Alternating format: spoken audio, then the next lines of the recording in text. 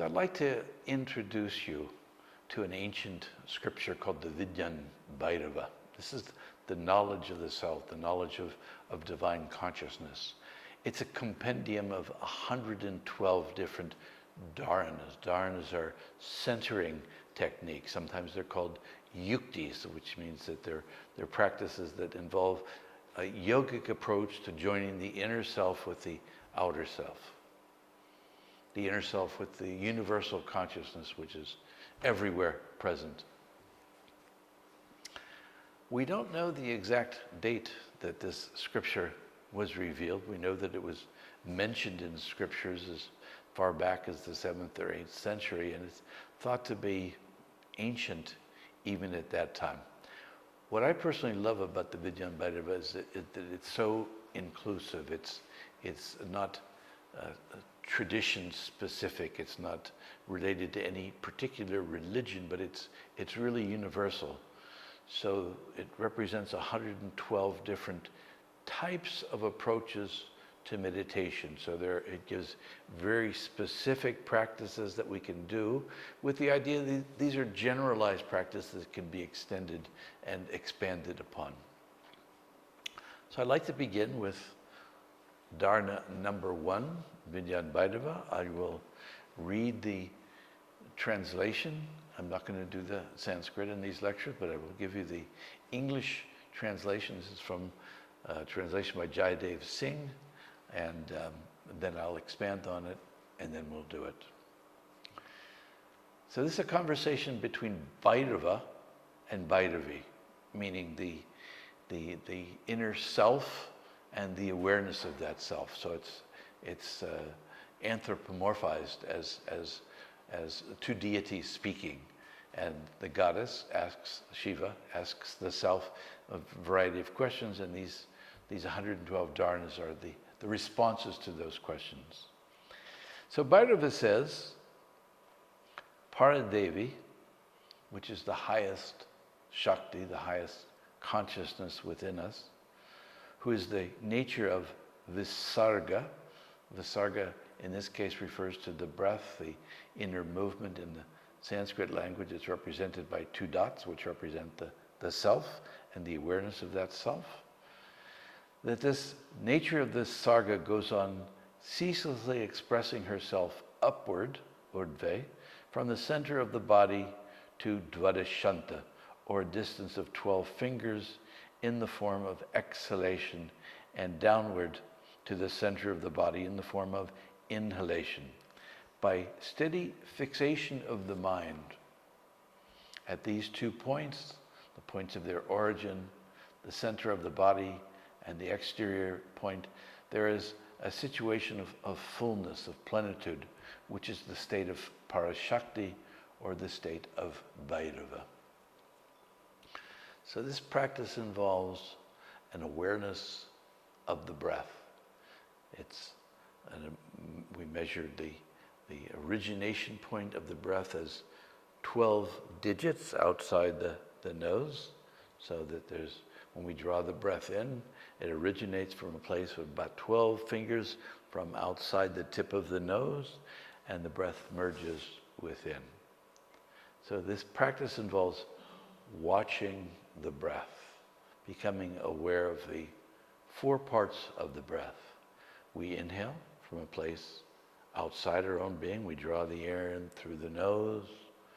It merges within us to a place of 12 finger distance, roughly the center of our being.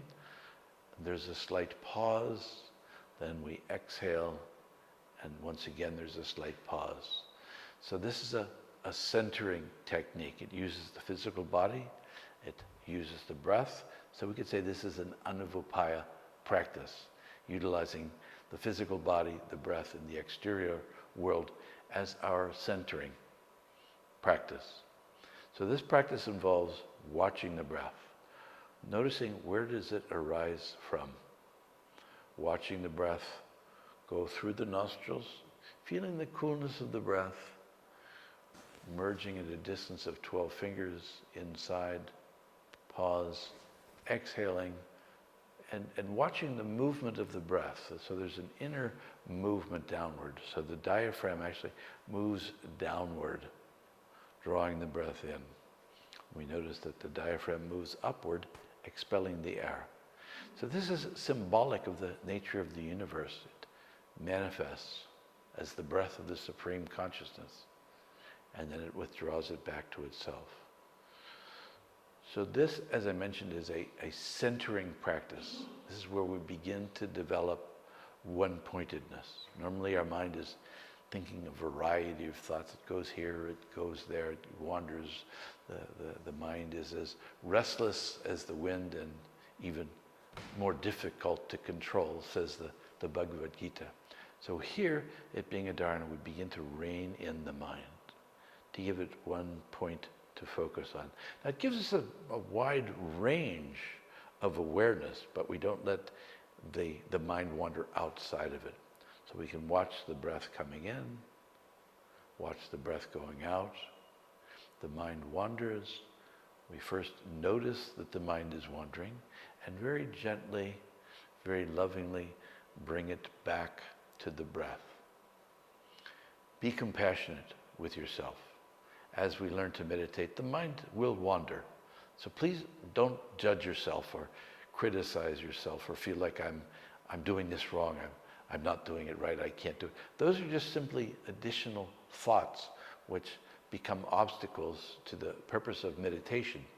So in this process, we learn to make the mind one-pointed, and then when that one point ceases, then we can rest in the self. So I'm going to invite you to get comfortable. Close your eyes. Begin the process of turning within. We withdraw the senses from the external world. We begin to focus the mind on the internal world. And we become aware of the breath. We watch the breath come in. We watch the breath go out. Noticing where the breath originates from at a distance of 12 fingers outside of us.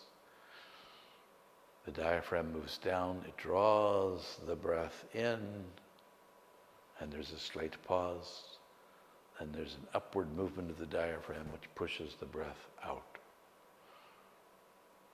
So we're going to sit quietly now for just a few minutes as we focus on the Dwadashanta, the interior place within us where the breath subsides, and the exterior Dwadashanta where the breath originates from. This practice will focus the mind on the self,